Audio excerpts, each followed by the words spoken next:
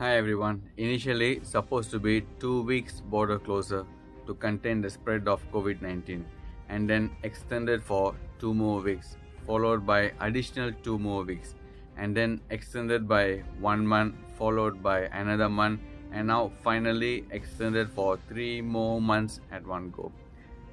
Some lost their jobs, some lost their livelihood, and most of us managed to hold on to their job but separated from our family. But we all have that one fear in our bottom of our heart. What if there is a family emergency? Emergency we mean here is unexpected death of an immediate family member. In this video, one will see what we need to do if the unexpected thing happens while being stuck in Singapore. Before we could go into the video, don't forget to subscribe and hit the notification bell. This particular concern became a dilemma for every one of us after this viral video of a Singapore bus driver crying after knowing about the sudden death of her husband in Malaysia. During a press meet, this was highlighted to Senior Minister for Security, Dato Sri Ismail Sabri, on May 26, and he said, Malaysians working in Singapore can return to attend the funerals of their immediate family members only, but only for 3 hours maximum. They must also be in full dress PPE, personal protective equipment, and be escorted by the frontliner throughout their journey, should be the rail officers, straight to the burial site only and not to the house. Additionally, they do not have to undergo the mandatory 14 days quarantine as their purpose of returning home is classified as emergency. After the 3 hours, they will be sent back to Singapore. Once in Singapore, it's up to the Singaporean authorities to quarantine them or not.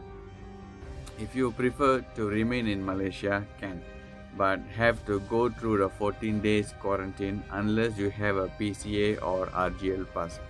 Easier said than done, but practically it could be a different story.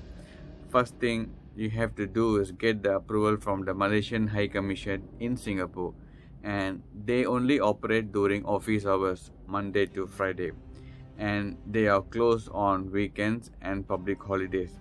And the worst part is that they don't have a 24 hours emergency hotline number. Just imagine how difficult it's going to be. And in that case, the only hope is to call the Malaysian Ministry of Foreign Affairs in Putrajaya, because they have a 24 hours emergency hotline number for Malaysians residing abroad. I know a few who managed to go back and a few who couldn't make it, and some choose not to go back fearing of being not able to return to work. Following are the screenshots of some important details, and don't forget to check the description box and do comment if you have any additional infos. Amazing Ambi. This is the contact details for the Malaysian High Commission in Singapore. You can find the office hours, phone number, and address, but they don't have a 24 hours hotline. This is the Ministry of Foreign Affairs in Putrajaya, and they do have a 24 hours hotline.